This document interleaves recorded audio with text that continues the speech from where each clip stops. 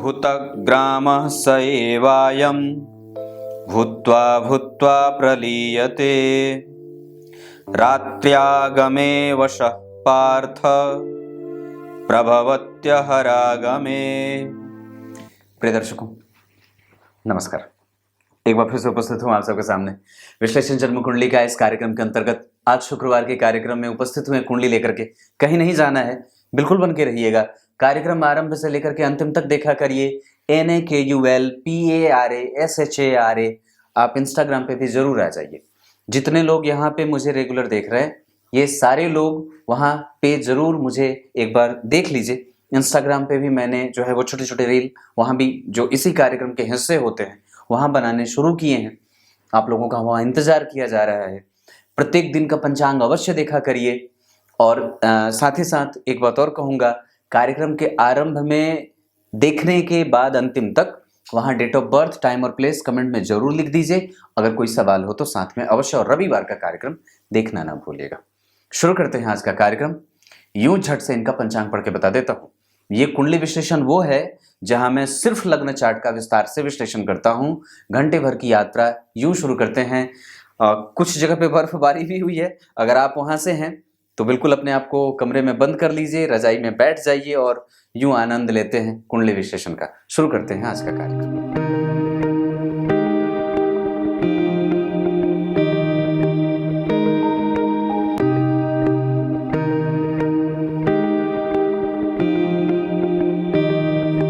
विक्रम संवत 2062, शक संवत 1927। जिस संवत्सर में इनका जन्म हुआ है उस संवत्सर का नाम विकारी संवत्सर है। और इस संवत्सर में जन्मे होने के कारण व्यक्ति जो होता है वो बहुत मेहनत करने के बाद कई बार उसको उसके भाग्य का बल मिलता है, या कई बार बहुत ज़्यादा जो है वो परिश्रम करने के बाद व्यक्ति को वो उसके शरीर को स्वस्थ होते हुए देखा जाता है। मतलब यहाँ पे शरीर है तो सुंदर, पर हो सकता है कि उसमें रोग वगैरह की स्थिति बने। इस वजह से व्यक्ति को स्वास्थ्य पे हमेशा ही बहुत ज़्यादा ध्यान देने की आवश्यकता है। बिल्कुल घंटे भर की है, बस बैठे रहिए, बस यूं बोलता रहूं, दिमाग में उतारते जाइए।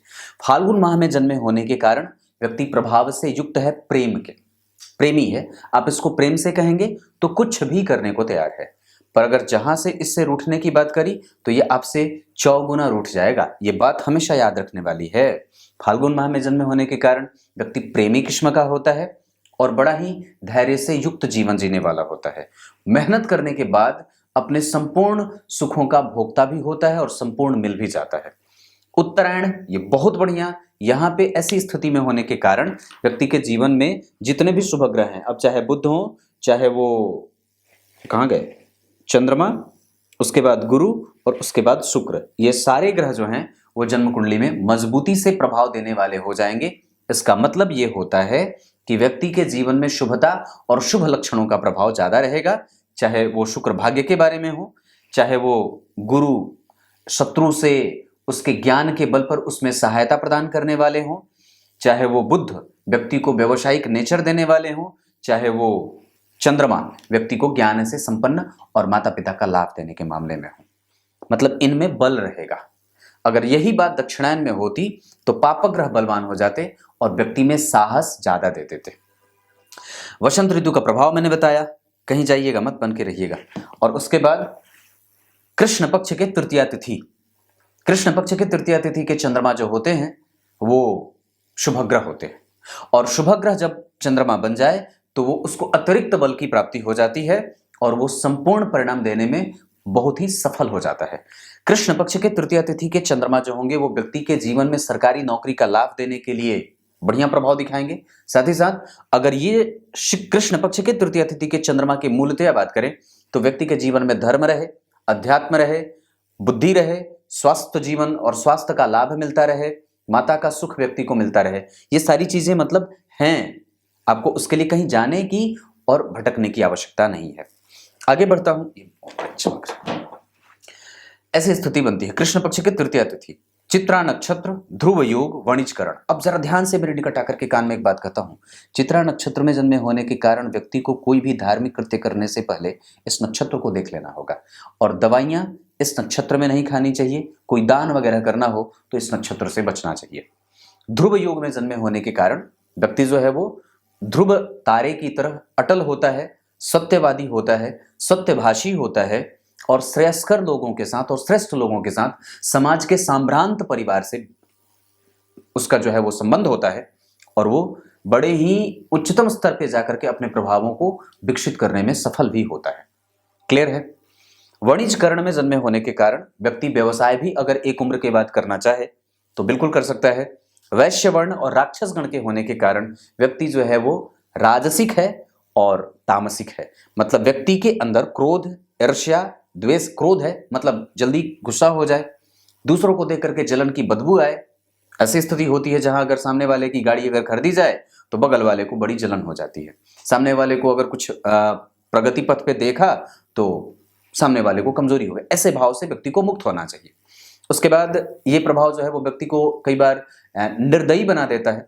हिंसा या फिर गर्म चीजें और कई बार तड़क भड़क से युक्त होकर के जीवन जीने का एक प्रभाव दिखने लगता है जीवन पे, जिसको कि कम करने की आवश्यकता होगी। वैश्य वर्ण और राक्षस गण के होने के कारण व्यक्ति जो है वो पूजा पाठ में भी बहुत ही राजसिक तत्वों का और राजसिक प्रभावों से युक्त होकर के जीवन में पूजा पाठ की महत्ता उसकी होती है। मतलब वो सुगंधित इत्र लगाए, शरीर को बहुत ही साफ सुथरा करके रखे, ऐसी स्थितियां बनती हैं।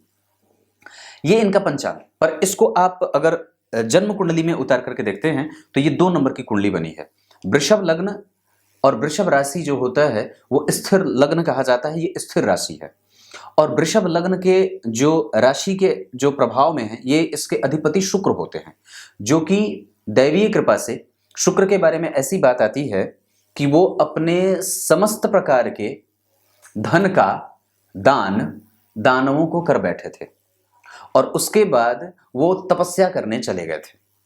तपस्या करने जाने के बाद जब वो उन पे भगवान शिव की उन्होंने तपस्या करके उनको प्रसन्न करी और जब शिव भगवान भोलेनाथ प्रसन्न हो जाते हैं तो उन्होंने उनसे मृत संजीवनी विद्या का वरदान प्राप्त किया था, मृत संजीवनी विद्या का ग्रहण किया था। उसी के बल पे जब देवासुर संग्राम हुआ था और जितने भी दानव थे वो जब मृतप्राय मृत्यु को प्राप्त किए थे तो मृत संजीवनी विद्या का प्रयोग करके उन्होंने दानवों को जीवित किया था। क्लियर है? तो इस वजह से इन्हें धन और भूमि, भवन, वाहन आदि का जो है वो कारक माना जाता है। और वस्तुतः वो अगर केंद्र में बैठ जाते हैं या त्रिकोण में बैठ जाते हैं या अष्टम में बैठ जाते हैं तो व्यक्ति को बड़े ही प्रभाव से युक्त रखते हैं। उस पे अगर शुक्र पे अगर बुध का प्रभाव पड़ जाए या चंद्रमा उनसे चौथे या सातवें बैठ जाए तो दाम्पत्य अच्छा होता है। शुक्र अगर चतुर्थ भाव से संबंध बना ले तो वाहन का सुख बड़ा अच्छा मिलता है। ये सब चीजें बनती हैं। तो आप अगर इनकी कुंडली में अगर शुक्र को देखें तो लग्न के अधिपति हैं और जाकर के भाग्य भाव में बैठे हैं मित्र की राशि में, जहां के अधिपति शनि जो है वो जन्म कुंडली में उसको देख भी रहे हैं। इसका मतलब तो ये बात बनती है कि लग्न के अधिपति भाग्य में बैठे। मेरी तरफ देखिए, कहीं नहीं देखना, इधर उधर मत जाइए, एकदम बिल्कुल सामने रहिए।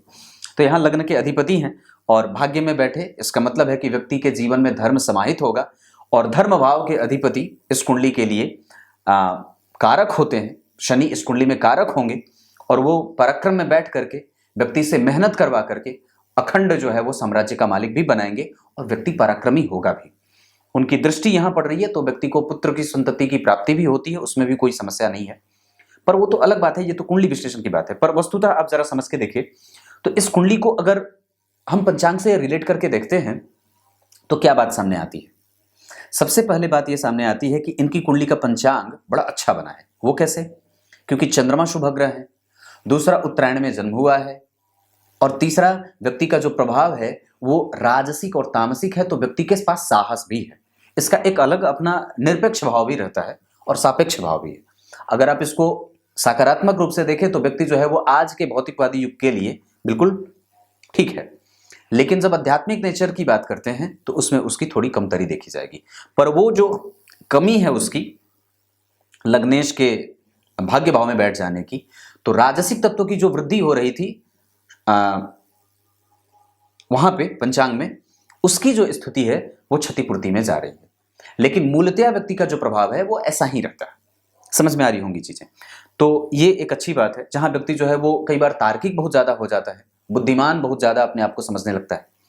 तो जब कभी मैं तो समझता हूं कि अगर बच्चे के साथ क्रिकेट खेलने की बारी आए तो आप खेल लीजिए, पर अगर थप्पड़ भी लगाना हो तो उसी समय चटाक से मार दीजिए। ऐसी बात, उसमें देर ना करिए। ये निखिल जी अभी बोल रहे थे, वो बात मैंने अभी कहा थी। ये स्थिति होती है। तो ये अब इनकी कुंडली है। इस कुंडली में अच्छी बात क्या हो सकती है, जब इसको ढूंढते हैं तो क्या है अच्छी बात? आप इस कुंडली में सबसे अच्छी बात क्या देखेंगे? मैं इस कुंडली में सबसे जो अच्छी बात देखूंगा वो लग्न भाव के अधिपति का भाग्य में जाना और शुभ ग्रह चंद्रमा के नक्षत्र में बैठ करके व्यक्ति के भाग्य को प्रबल स्थिति में ले जाना। खास करके वो जो चंद्रमा बैठे हैं वो जन्म कुंडली में बैठे हैं त्रिकोण भाव में, इस वजह से।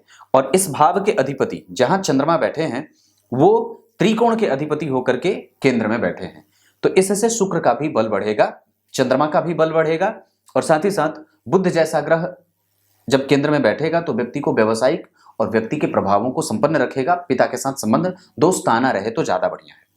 ये एक अच्छी बात है, ये पहली अच्छी बात है। दूसरी अच्छी बात क्या है कि व्यक्ति के जीवन में अगर आप देखें तो शनि जो है वो कर्क राशि के भले बैठे हैं, लेकिन उनकी दृष्टि यहाँ पे अच्छी जाएगी।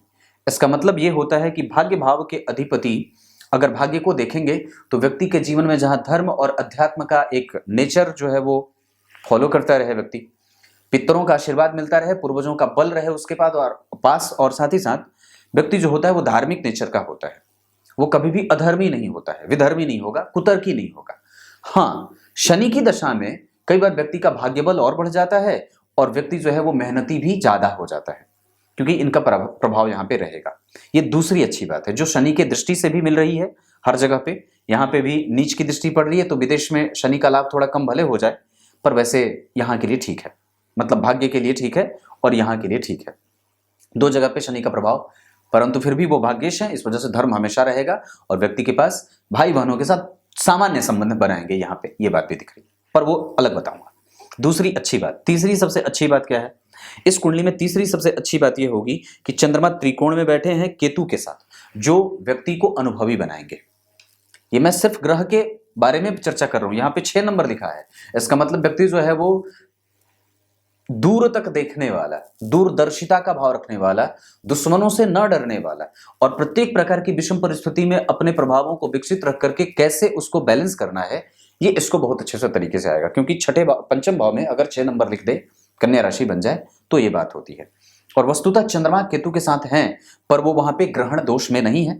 10 डिग्री के केतु हैं, 26 डिग्री के चंद्रमा है, तो उच्चस्थ स्थिति है, वहां पे बहुत आगे हैं वो, तो केतु के वश के बाहर हैं वो, और वहां पे ग्रहण जैसा कोई प्रभाव नहीं है। इस वजह से शिक्षा और यश वगैरह में वहां पे कोई ऐसे प्रभाव की कमजोरी होने की स्थिति नहीं है। पर हाँ, वहां पे संतान में कई बार कष्ट की स्थिति जरूर हो सकती है, क्योंकि यहाँ के अधिपति जो हैं वो नीच की राशि की तरफ बढ़ रहे हैं, तो एक स्थिति होगी। पर संतति होती बड़ी बुद्धिमान है, क्योंकि सूर्य की दृष्टि है, यश प्राप्त करने वाली और कराने वाली होती है, सुखदायक होती है। ये स्थिति है, वहां पे उसको उसके स्वास्थ्य का कष्ट मिल सकता है, पर ये एक अच्छी स्थिति भी होगी जो मैंने संतान के बारे में कही, बुद्धिमानी के बारे में। ये तीसरी सबसे अच्छी बात है। चौथी सबसे अच्छी बात क्या हो सकती है इस कुंडली के लिए? चौथी सबसे अच्छी बात है कि लग्न के अधिपति के ऊपर, और लग्न के अधिपति जहां बैठे हैं उससे चौथे भाव में गुरु बैठे हैं, इस वजह से लग्नेश का बल बढ़ेगा। और उससे तृतीयस्थ जहां लग्नेश बैठे हैं उससे 3 घर आगे 2-2 पापग्रह बैठे हैं, इस वजह से भाग्य का भी बल बढ़ेगा और लग्न का भी बल बढ़ेगा। ऐसा इसलिए क्योंकि भाग्येश जहां बैठे हैं ये सबसे अच्छी बात है, और वो व्यक्ति को अनुभवी भी बना देंगे। ये इस कुंडली की चौथी सबसे अच्छी बात है। पांचवी सबसे अच्छी बात क्या है इस कुंडली में? पांचवी सबसे जो अच्छी बात है वो ये है कि ये त्रिकोण भरा है और ये त्रिकोण भी भरा है। यहां भी शुभ ग्रह की राशि बनी है, यहां भी सम संख्या की राशि बनी है। इस कुंडली में इस भाव का अधिपति उसे देख करके इस भाव को बल देने के साथ साथ इस भाव से त्रिकोण में चंद्रमा के बैठ जाने से शुक्र का बल बढ़े, और साथ ही साथ इस कुंडली को एक आर्थिक मजबूती मिलती है।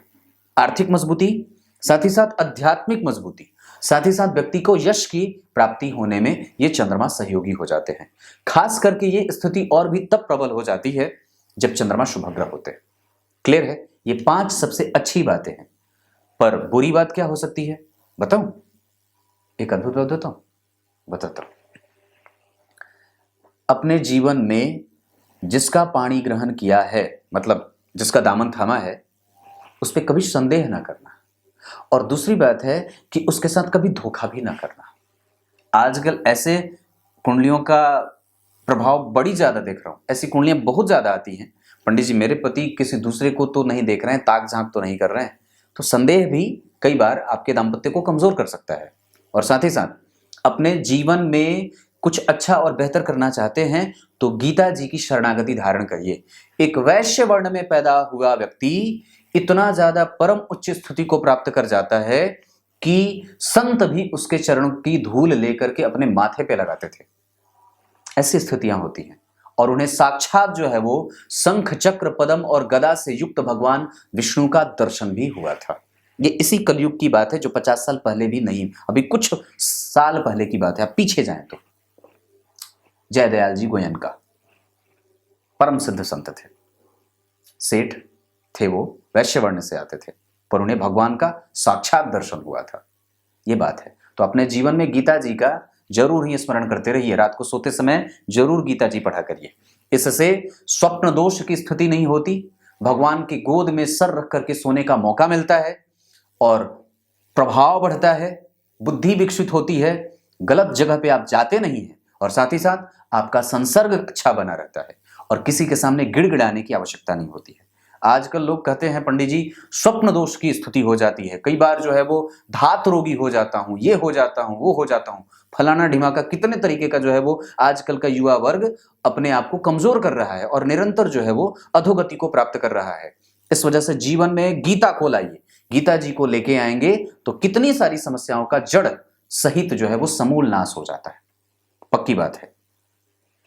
अब ये तो पहली सबसे बुरी बात या कमजोर बात कह सकते हैं, यहां मंगल का बैठना ये ठीक नहीं है इस कुंडली के लिए।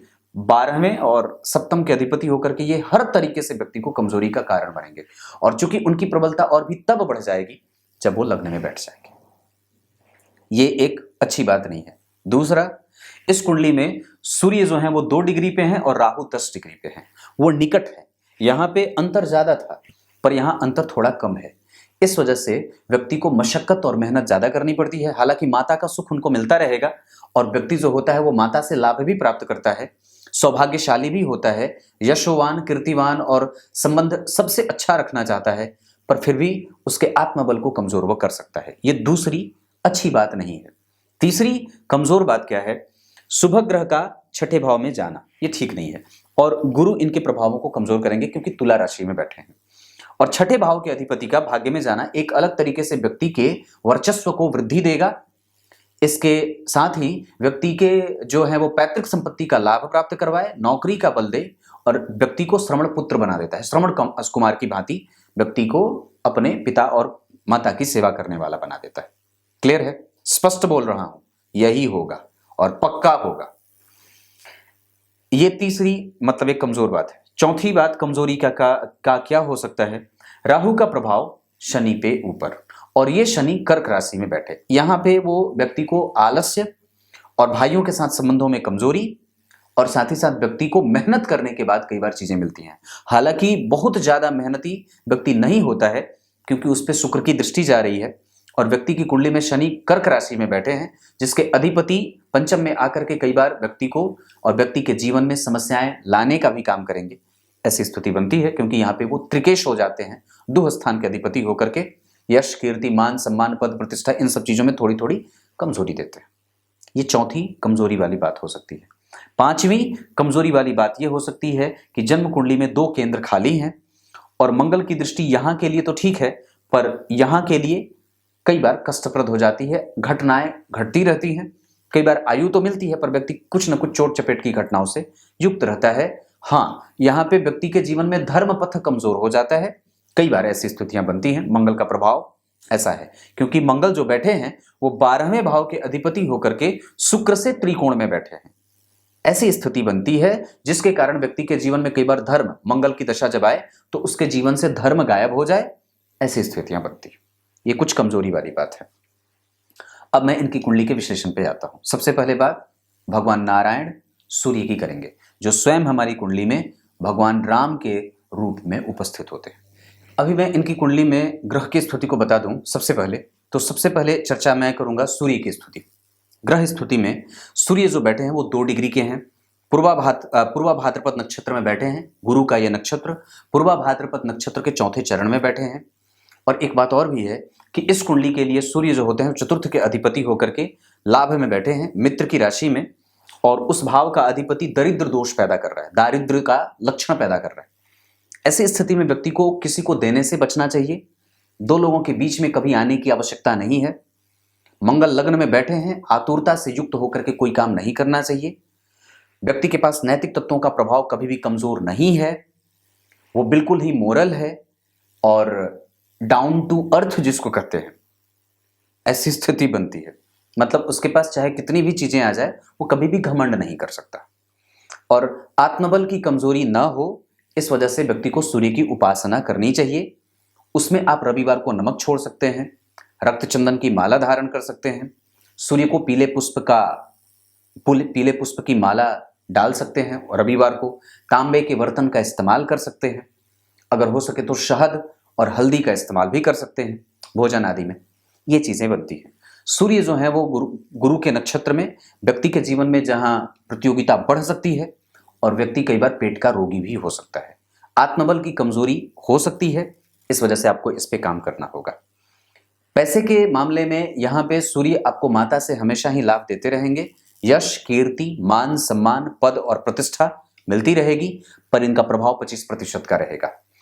उस सूर्य के ऊपर किसी भी शुभ ग्रह का कोई प्रभाव नहीं है, लेकिन चंद्रमा और केतु जैसे दो ग्रह देख रहे हैं। और वहां पे एक बात बड़ी अच्छी है, अद्भुत सी, कि अगर चंद्रमा जन्म कुंडली के पंचम भाव में बैठे हों और उस पे सूर्य की दृष्टि हो तो व्यक्ति यश प्राप्त करता है, समाज में प्रतिष्ठित होता है और अपने आसपास के क्षेत्रों में नाम अर्जित करने वाला होता है, ज्ञान से युक्त होता है। उसके जीवन में हमेशा ही समरसता का वास होता है और साथ ही साथ वो हमेशा ही प्रलब्ध होता है, मानसिक स्थिति से प्रबुद्धता की स्थिति को प्राप्त करता है। उसके निर्णय गलत नहीं हो सकते। अगर सूर्य की स्थिति मजबूत करेंगे तो ये सारी चीजें आपको प्राप्त होंगी। अगर जैसे ही आप रात में ज्यादा देर तक जागने लगें, सुबह देर तक सोने लगें, ब्रह्मचर्य व्रत का पालन न करें, पिता के साथ संबंधों को कमजोर करें, तो ये सारी चीजें आपके जीवन में कठिनाइयां दे सकती हैं। क्लियर बोल रहा हूं, कोई कंफ्यूजन नहीं है। राहु के साथ बैठने के कारण व्यक्ति के नेत्र में समस्या हो सकती है, हड्डियों का रोग संभव है, व्यक्ति के जीवन में हर्निया आदि की भी समस्या बन सकती है। कई बार व्यक्ति को घाव, फोड़ा, फुंसी, पेट की समस्याएं तो मैंने बात कही ही, ये चीजें भी देखने को मिलती है। राहु के साथ अगर सूर्य की स्थिति जाएगी तो व्यक्ति के प्रभाव में कई बार कमजोरी होती है, जिसके कारण उसके निर्णय लेने की क्षमता कमजोर होती है और उसका लाभ प्रभावित होता है। मेहनत बहुत ज्यादा करने के बाद उसको कई बार चीजें प्राप्त होती हैं और साथ ही साथ माता को कष्ट होता है। माता से लाभ प्राप्त करे पर माता को कष्ट होता है, ऐसी स्थितियां बनती है। माता जातक के कारण कई बार चिंता का जो है वो प्रभाव दिखाती हैं अपने जीवन पे, या उनके ऊपर प्रभाव ऐसा देखा जाता है कि वो जातक के लिए बहुत ज्यादा चिंतित रहती है। तो उसकी कोई करने की आवश्यकता नहीं है। इस कुंडली में ये सूर्य की बात थी। अब जरा गौर करिए तो नवांश कुंडली में वो जो सूर्य बैठे हैं वो जन्म कुंडली में कर्क राशि में जा रहे हैं, नवांश कुंडली में मंगल के साथ। ऐसी स्थिति में पत्नी का स्वभाव थोड़ा तीखा हो जाए या कठोर हो जाए, या साथ ही साथ पत्नी के साथ संबंधों में कठोरता कम होती है, कोमलता कम होती है। कठोरता ज्यादा, कोमलता कम, ये स्थिति दिखती है। स्नेह बना रहता है और साथ ही साथ पुत्रों के साथ संबंधों को विकसित करने की परंपरा कायम रखनी होती है। आप अपने पुत्रों के साथ संबंध बिल्कुल ही तटस्थ होकर के मित्रता पूर्वक रखिएगा, छोटे भाई की तरह या फिर मित्रवत, ये स्थिति बनती है।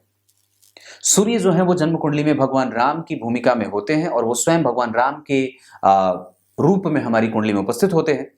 और जब वो दुष्ट ग्रह होकर के या पापग्रह होकर के या क्रूर ग्रह के रूप में जब उनको हम परिलक्षित करके जब एकादशवें भाव में देखेंगे तो अति विशिष्ट कारक होकर के उस भाव से तीसरे मंगल सूर्य के बल की वृद्धि करेंगे। उस भाव से पंचमस्थ शनि सूर्य के बल को कमजोर करेंगे। उस भाव पे चंद्रमा जैसे शुभ ग्रह की दृष्टि कई प्रकार से व्यक्ति को लाभ भी देगी, क्योंकि सूर्य मित्र की राशि में बैठे हैं, लेकिन ये कई बार व्यक्ति को लाभ भी देता है और नुकसान भी देता है। दोनों ही चीजें यहाँ पे दिख रही है। क्लियर है?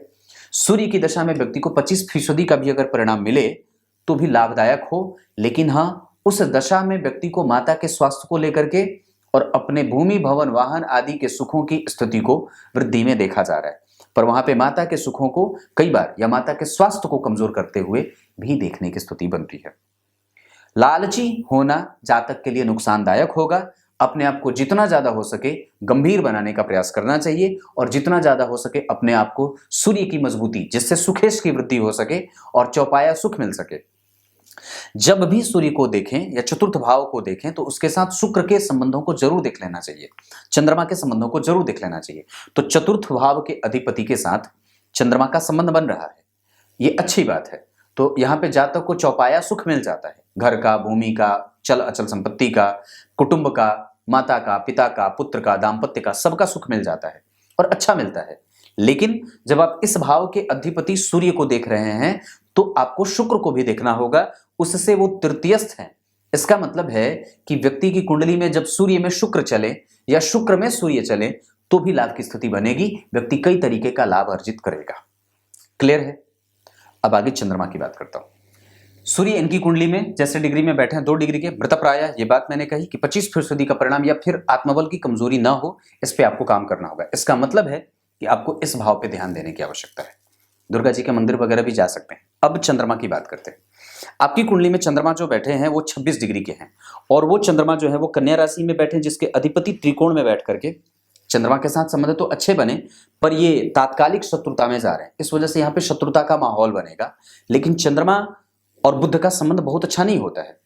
चंद्रमा तो उन्हें अपना पुत्र मानते हैं पर बुध उन्हें अपना पिता नहीं मानते और इस वजह से वो उनसे शत्रुता कर बैठते हैं। चंद्रमा और बुध की कहानी मैंने कई बार कार्यक्रम में कही है, जहां वो तो अभी नहीं कहूंगा, कार्यक्रम और लंबा हो जाएगा। नहीं तो यहाँ पे चंद्रमा की स्थिति अच्छी बन रही है, त्रिकोण में चंद्रमा बड़े अच्छे होते हैं, शुभ ग्रह की राशि में बैठे हैं और उस भाव का अधिपति भी केंद्र में बैठा है, ये अच्छी बात है। पर चंद्रमा जो है वो यहाँ पे कमजोर बनेंगे क्योंकि उनकी डिग्री 26 डिग्री की है, बाल अवस्था के होंगे, शुभ ग्रह की राशि में बैठे हैं, सम संख्या की राशि में 26 डिग्री पे ग्रह जो है वो बाल अवस्था का हो जाता है। 25% का परिणाम यहाँ पे ये भी करेंगे। पर इनके बारे में जब आप गौर करते हैं तो ये चंद्रमा तृतीय भाव के अधिपति, यानी कि साहस और पराक्रम के बल पर व्यक्ति अपना यश प्राप्त करेगा, ये ऐसे फलादेश की विधि। और यहाँ पे चंद्रमा केतु के साथ ग्रहण में है लेकिन दूरी है, इस वजह से ग्रहण नहीं है। इसका मतलब है कि उसको उसके पराक्रम का परिणाम भी मिल जाएगा क्योंकि सूर्य भी अलग से देख रहे हैं जो उसको साहस देने का काम करेंगे। क्योंकि चंद्रमा है मन और मन के ऊपर आत्मबल और पराक्रम का कारक या फिर बलिष्ठ और मजबूत कारक ग्रह सूर्य की दृष्टि जब पड़ेगी तो व्यक्ति के पास ये चीज आ जाएगी, सुख की वृद्धि हो जाएगी, माता का सुख व्यक्ति को मिलेगा, पिता का सुख मिलेगा, पत्नी का सुख मिलेगा, दाम्पत्य का सुख मिलेगा। और चंद्रमा यहाँ पे व्यक्ति को बहुत ही बलिष्ठ स्थिति में ले जा करके उसके काम को और उसके मन को थोड़ा सा आंदोलित करेंगे कमजोरी की तरफ, क्योंकि शनि अपना नेचर प्ले करेंगे। लेकिन इस पे राहु और केतु के प्रभाव के कारण इसका आत्मबल कमजोर ना हो, इस वजह से हमें इस पे ध्यान देना होगा, यानी कि सूर्य पे। और ये जब ग्रह बाल अवस्था का हो जाए तो हमें इस पे भी ध्यान देना होगा कि हमारे जीवन में मंदिरों का दर्शन कितना है। यही चंद्रमा जब आपकी कुंडली में नवमांश में देखता हूं तो वर्गोत्तम होकर के बैठे हैं, यानी कि कन्या राशि के ही बैठे हैं। इस वजह से जो निगेटिविटी उनको यहाँ पे मिल रही थी, जितने भी कमजोरीपन का एहसास वो कर रहे थे, शनि की दृष्टि, राहु की दृष्टि और इसके आगे गुरु बैठे हैं तो ये तो अच्छी बात है, उससे पंचमस्थ शुक्र का बैठना ये अच्छी बात है, उससे तृतीयस्थ पापग्रह का बैठना ये अच्छी बात है, अपने भाव से तृतीयस्थ जाना ये अच्छी बात है।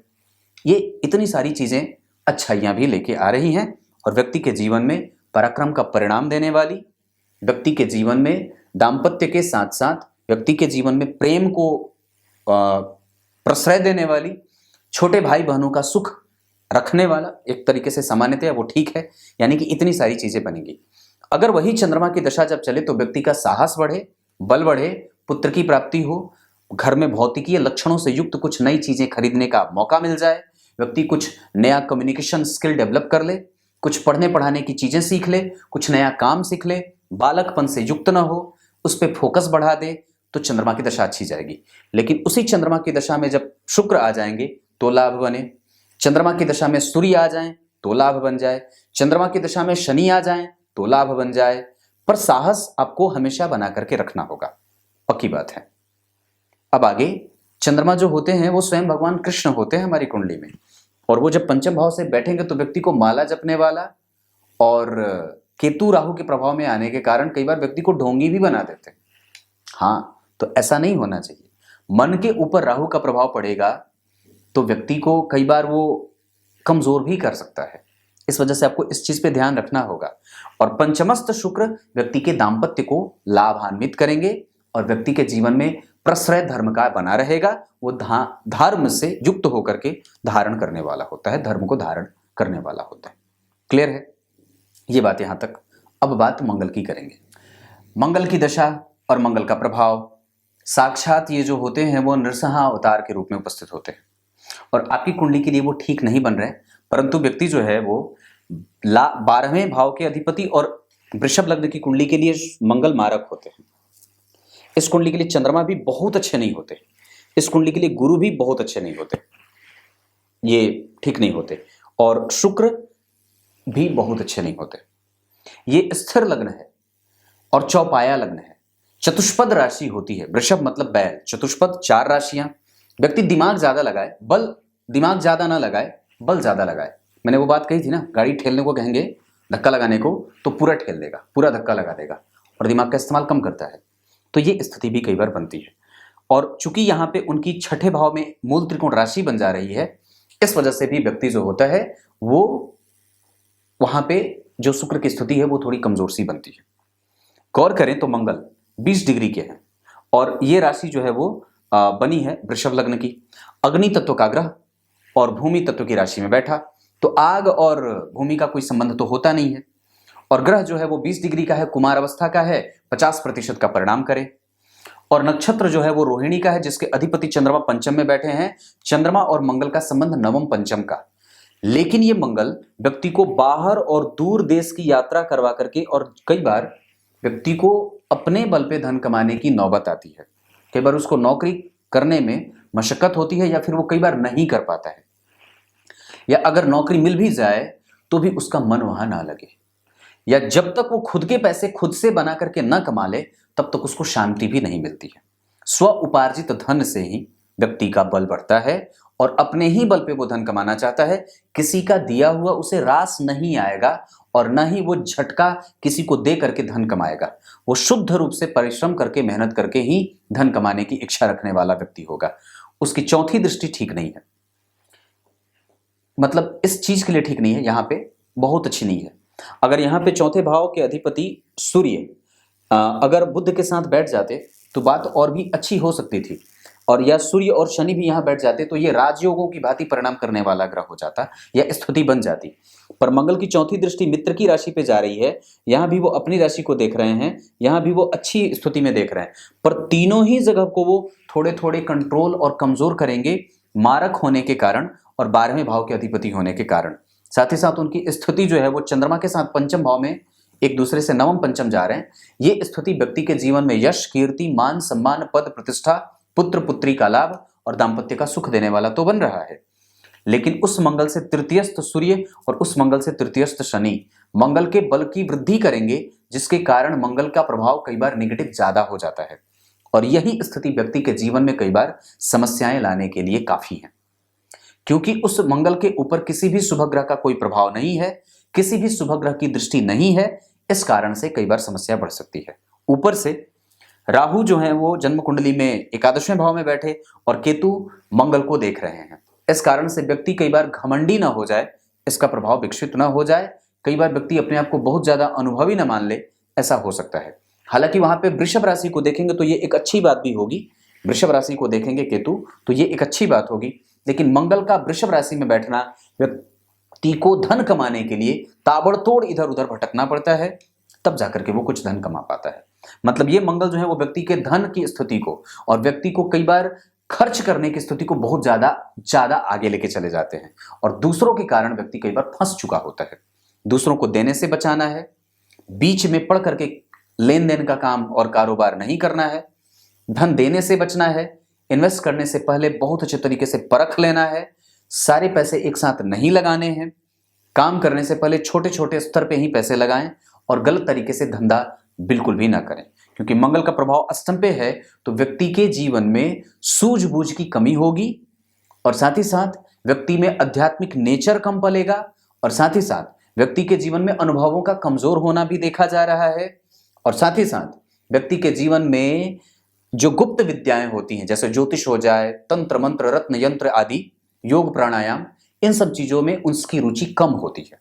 या फिर वो कई बार बहुत ज्यादा अपने बल और भुजा पे ही बल रखता है, उसका ही दंभ भरता रहता है, पराक्रम पे ही बल ज्यादा रखता है, जो कि उसके नेगेटिव होने का सबसे बड़ा कारण सिद्ध हो सकता है। इसका मतलब है कि मंगल और गुरु का संबंध चूंकि षडाष्टक का बन रहा है, ये ठीक नहीं होता है। इस मंगल से शुक्र पंचमस्त बैठे हैं, ये अच्छी बात है।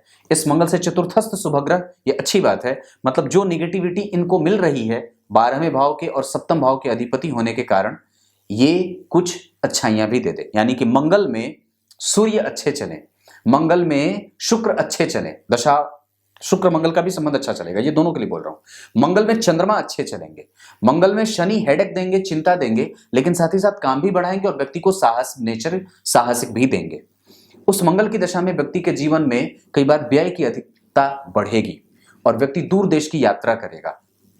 मंगल में राहु हुआ है तो व्यक्ति का हेडेक बढ़े, चिंता बढ़े, खर्च बढ़े और साथ ही साथ पुत्र के स्नेह में कमी हो और व्यक्ति को कई बार माता के साथ कष्ट में जाने की स्थिति बनती है। कई बार घर के सामान्यतः घर की चीजों को गिरवी रखना पड़ता है या दूर रखना पड़ता है, या कई बार उसके पास कमजोरी भी हो जाती है। इस वजह से मंगल की दशा को बहुत ही सावधानी पूर्वक निकालना है और वो चूंकि मारक होते हैं, इस वजह से उस दौरान अपने दाम्पत्य को भी बचाने का भरसक पूरा प्रयास करना होगा। जितनी भी चीजें उस दशा में आएंगी आपको सहन करने की आवश्यकता पड़ेगी। उस दौरान बजरंगबली के हनुमान चालीसा का पाठ और घर में सरसों तेल का दीपक अवश्य जला लेना चाहिए। ये बात मंगल की थी। चौथी दृष्टि नौकरी दे, यश कीर्ति वगैरह में तो कमी नहीं होने देंगे क्योंकि पंचमस्त मंगल चंद्रमा बैठे हैं।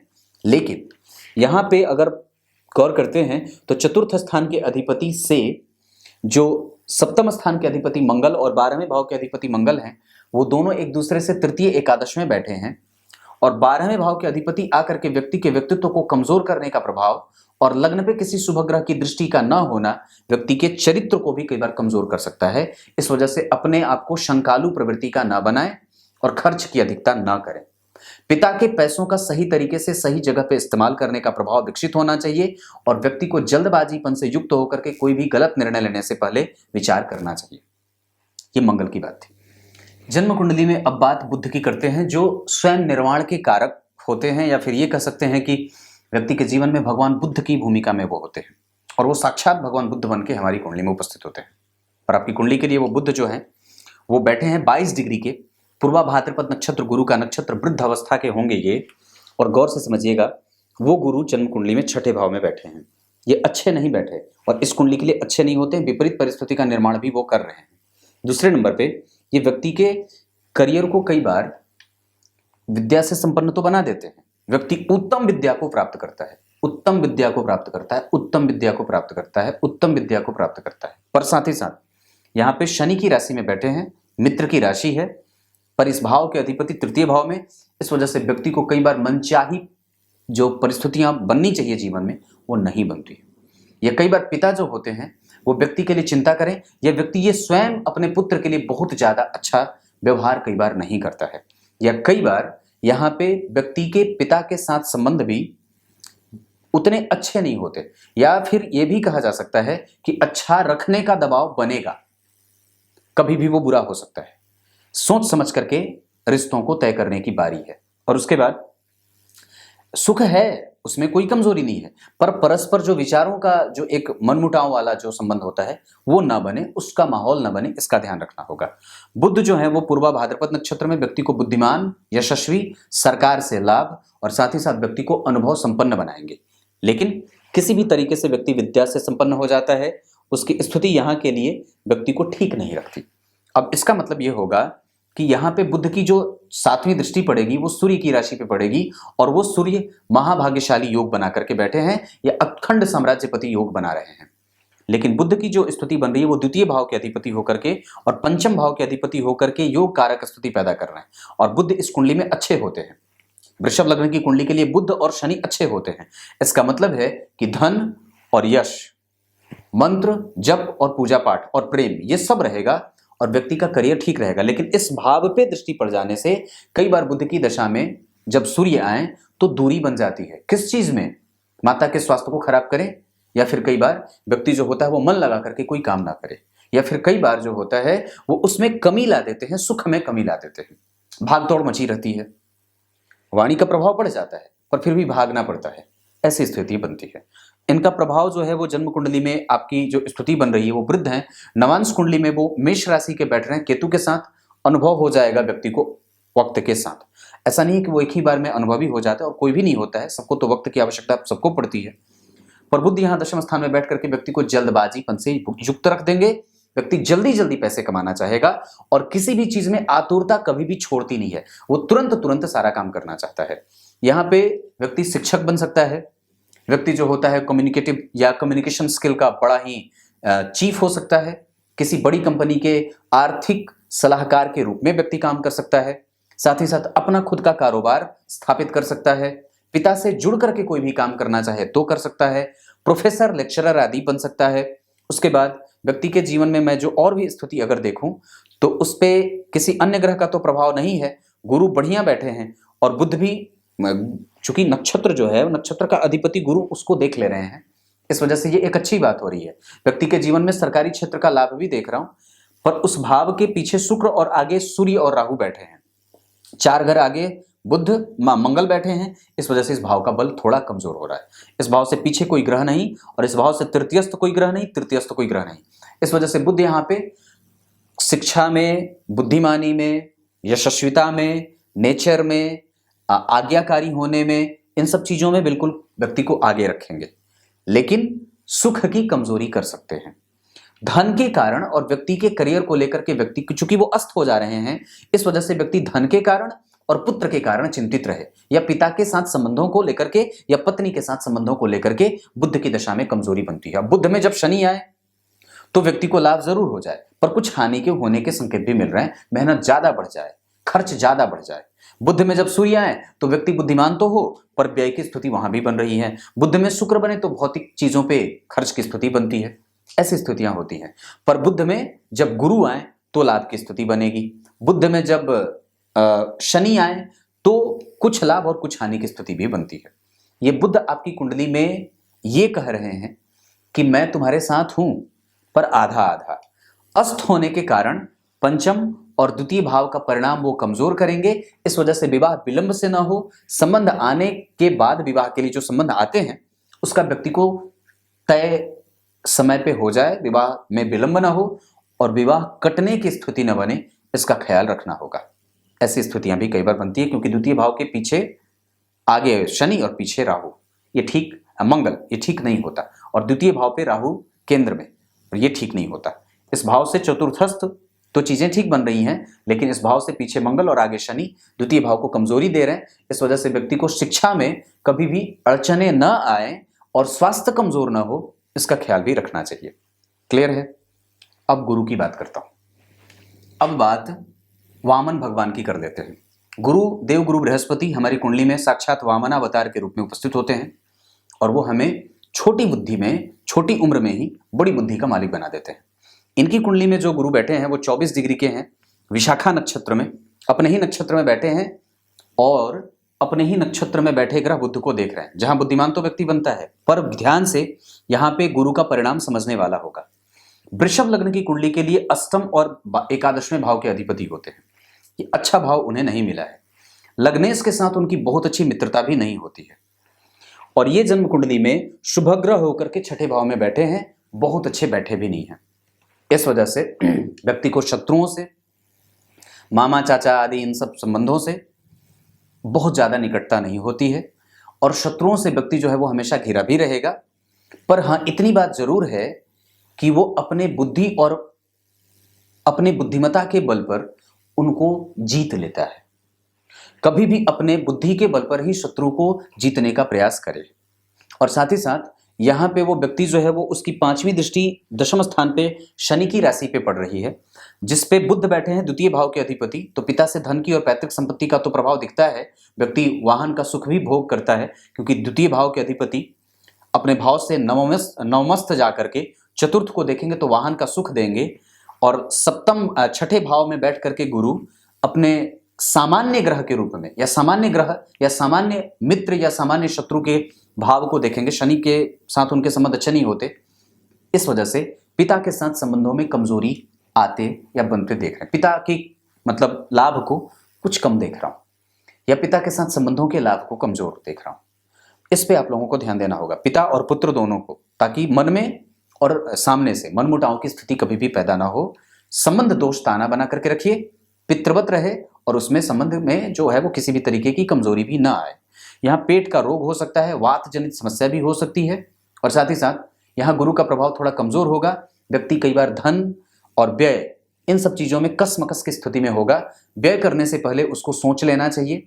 गुरु की दशा में व्यय की अतिरेक की स्थिति होती है, निर्धनता की स्थिति बन जाती है। देने से पहले विचार करना चाहिए, पार्टनर बनाने से पहले विचार करना चाहिए। हाँ, लेकिन एक बात बहुत अद्भुत है कि चूंकि सप्तम भाव के अधिपति से मंगल का संबंध अच्छा नहीं बन रहा है, से गुरु का संबंध अच्छा नहीं है, लेकिन सप्तम भाव से पीछे जा रहे हैं। इस वजह से दाम्पत्य का सुख व्यक्ति को मिल जाएगा। दाम्पत्य के सुख में कमजोरी नहीं है, क्योंकि इस भाव पे अगर गौर करें तो इस भाव का अधिपति देख ले रहा है, और इस भाव से ठीक पीछे शुभ ग्रह का बैठना, और इस भाव से ठीक तृतीयस्थ जो है वो और चतुर्थस्थ, तो तीसरे तो शुभ ग्रह बैठे तो थोड़ी कमजोरी मिलेगी, लेकिन चतुर्थस्थ बुध बैठे हैं तो ये अच्छी बात होगी। इस भाव के अधिपति इसे देख रहे हैं तो ये भी अच्छी बात होगी। लेकिन इस भाव से पंचमस्थ पापग्रह शनि की राशि बन रही है, शनि का प्रभाव बन रहा है, तो थोड़ी सी कमजोरी भी बन रही है। लेकिन जितनी कमजोरी यहां से तृतीयस्थ शुक्र के बैठने के कारण होगी और यहां से तृतीयस्थ चंद्रमा और केतु के बैठने के कारण होगी, वो वही लाभ भी देगा, क्योंकि इन दोनों भावों का बल बढ़ जाएगा। त्रिकोण में दो दो शुभ ग्रह का बैठना बड़ा अच्छा माना जाएगा, तो इसकी जो कमजोरी रहेगी वो ठीक हो जाएगी। लेकिन गुरु यहाँ पे बहुत अच्छे परिणाम करते नहीं देखे जा रहे हैं। गुरु के प्रभाव के कारण व्यक्ति में कई बार जो है वो दूसरों को आदर नहीं देता, आदरणीय नहीं हो पाता है। इस वजह से आप आदरणीय बनने का प्रयास करिएगा और आदर देने का प्रयास करिएगा। किसी को भी अपने से छोटे या सबके साथ कभी भी बचकानी हरकतें ना करिएगा और मजाकिया बहुत ज्यादा ना बनिएगा, नहीं तो कई बार आपकी गंभीरता में कमजोरी या हिंसक प्रभाव भी देखा जा रहा है। हालांकि आप लड़ाई झगड़े से कभी भी अपने शत्रु को जीतेंगे नहीं, अपने बुद्धिमत्ता के बल पर ही व्यक्ति अपने शत्रुओं को जीतता है और पराजित करता है। और साथ ही साथ व्यक्ति के जीवन में, करियर में कई बार कमजोरी भी देखने को मिलती है, पर एक आंतरिक बल भी मिलेगा, क्योंकि राहु जो है वो इस भाव से आगे बैठ करके और साथ ही साथ यहाँ के अधिपति व्यक्ति को व्यवसायिक नेचर का भी बना रहे हैं। ये बात आपकी कुंडली में गुरु की थी। पांचवी दृष्टि कमजोर, सातवीं दृष्टि अच्छी, बाहर जाने का लाभ, और नवीं दृष्टि शत्रु की राशि पे पड़ रही है या शत्रु जैसी पड़ रही है, इस वजह से। और साथ ही साथ आप गौर करें तो धन भाव के अधिपति के ऊपर गुरु का प्रभाव है और धन भाव पर भी है, तो लाभ है, पैतृक संपत्ति है, वाणी का प्रभाव अच्छा है, बुद्धिमान है, यशस्विता का भाव भी है, संबंध भी अच्छे हैं, दाम्पत्य भी ठीक बीतेगा, वो धन अर्जित करेगा और धन सही जगह पे खर्च भी करेगा। लेकिन यहाँ पे जब गुरु में मंगल आएंगे तो ये स्थिति कमजोर हो सकती है, गुरु में जब राहु आएंगे तो ये स्थिति कमजोर हो सकती है, गुरु में जब शुक्र आएंगे तो स्थिति अच्छी होती है, गुरु में बुध आएंगे तो भी स्थिति अच्छी रहेगी, गुरु में शनि आएंगे तो स्थिति थोड़ी कमजोर हो सकती है। हालांकि फिर भी व्यक्ति के पास भाग्य का बल मिलता रहेगा, लेकिन गुरु का संबंध चंद्रमा के साथ थोड़ा कमजोर हो रहा है, द्विद्वादश का संबंध होता है, व्यक्ति अपनी ही बात खाली रखता है, किसी दूसरे की नहीं सुनता है। ये बात भी देखने को मिल रही है।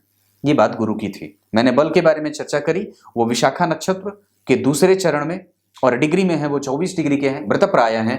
मंदिर का दर्शन, ब्राह्मणों की सेवा, गाय की सेवा, गाय सेवा और गो सेवा में व्यक्ति जितना ज्यादा लिप्त रहे उतना ज्यादा बढ़िया रहे, और अगर हो सके तो गो पालक बन जाए या गाय जो पालते हो उनके साथ अपने संबंध अच्छे बनाए, ब्राह्मणों के बच्चों के साथ मित्रता करे और समाज के उच्चस्थ पदाधिकारी के साथ कभी भी बुरा बर्ताव ना करे।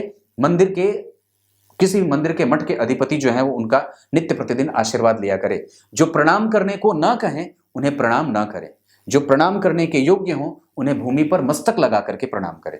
अगर हो सके तो गाय के जहाँ पे गाय बांधी जाती हो वहां बैठ करके प्रत्येक दिन 10 मिनट किसी मंत्र का जप कर लें या गुरु मंत्र से या गुरु दीक्षा ले लें तो बड़ा आनंद आ जाए। इसी बात को देख करके मैंने आरंभ में गीता वाली बात कही थी। अब बात शुक्र की कर लेते हैं। अब कुंडली में परशुरामावतार के रूप में जो ग्रह हमारे जीवन में उपस्थित होता है कुंडली में, वो शुक्र होते हैं। और आपकी कुंडली में वो शुक्र जो बैठे हैं वो लग्न के अधिपति होकर के और छठे भाव के अधिपति होकर के कारक नहीं होते हैं, तटस्थ हो जाते हैं, क्योंकि मूल त्रिकोण राशि उनकी छठे भाव में फंस जाती है। और साथ ही साथ वो बैठे कहाँ हैं तो भाग्य भाव में, मित्र की राशि में और मित्र से दृष्ट, और वो जन्म कुंडली में 16 डिग्री के हैं, अवस्था श्रवण नक्षत्र में बैठे हैं, जिसके अधिपति चंद्रमा उस भाव से पंचमस्थ होकर के बैठे हैं और चंद्रमा स्वयं चित्रा नक्षत्र में बैठे हैं व्यक्ति को रोगी बना रहे हैं। अब जरा ध्यान से समझिए शुक्र कैसे प्रभाव करेंगे। तो लग्न और रोग के अधिपति होकर के भाग्य को, क्योंकि मूल त्रिकोण राशि जो यहां बनी है तो ग्रह उसका परिणाम ज्यादा करेगा, तो भाग्य को रोग पैदा कर सकता है। या कई बार व्यक्ति का शरीर तो सुंदर हो लेकिन रोग से युक्त रहे, ये बात बनती है, क्योंकि लग्नेश होने के साथ साथ रोगेश है और रोग का परिणाम वो ज्यादा करेंगे। साथ ही साथ यहां पे व्यक्ति को अनुभवों का मालिक भी बना देंगे, और गुरु और शुक्र का प्रभाव यहां पे कमजोर नहीं है, क्योंकि चतुर्थ स्थान का जो कारक ग्रह है और चतुर्थ स्थान का जो अधिपति है वो इस भाव से केंद्र में और त्रिकोण में बैठे हैं। इस भाव के अधिपति केंद्र में और इस भाव का कारक केंद्र में, दोनों ही केंद्र में हैं, और इसके ठीक आगे शुभ ग्रह बुध बैठे हैं, और साथ ही साथ इस भाव से त्रिकोण में चंद्रमा जैसा ग्रह। तो शुक्र की दशा व्यक्ति के लिए खराब नहीं है, लेकिन हाँ व्यक्ति को फिर भी रोग से और कई बार व्यक्ति के जीवन में बहुत ज्यादा अनुभव से युक्त होने का दंभ हो जाता है, विद्या से संपन्न होने का और व्यक्ति को भोगी होने का प्रभाव भी विकसित होते देख रहा हूं। उसकी दृष्टि यहाँ पे है सामान्यतया व्यक्ति को थोड़ा भोगी बना दे, पुत्र और पुत्रियों का सहयोग व्यक्ति को मिलता रहे, व्यक्ति अनुभवी है और साथ ही साथ व्यक्ति के जीवन में पराक्रम का बल रहे। और एक बात और बता दूं तो व्यक्ति के जीवन में हमेशा ही धर्म रहता है, वो अधर्मी नहीं होता है। एक बात और है कि गुरु जो है वो छठे में बैठे हैं, सूर्य राहु के साथ हैं, व्यक्ति के ऊपर मोरल वैल्यू का प्रभाव कमजोर देख रहा हूं। नैतिक शिक्षा की जो है वो जानकारी व्यक्ति को होनी चाहिए, धर्म ग्रंथों का जीवन में आहान जरूरी होगा, ये पक्की बात है। आलस्य न करें, प्रमाद न करें, और व्यक्ति को किसी दूसरे के ऊपर आश्रित होने से ज्यादा बेहतर है कि खुद के ऊपर भरोसा करे, जो कि वो करेगा, मंगल है वो करवा देंगे, ऐसी स्थिति बन रही है। ये शुक्र की बात थी। अवस्था के हिसाब से मैंने बात बताई, वो डिग्री में जो बैठे हैं 16 डिग्री के हैं, युवावस्था के होंगे, संपूर्ण परिणाम देंगे।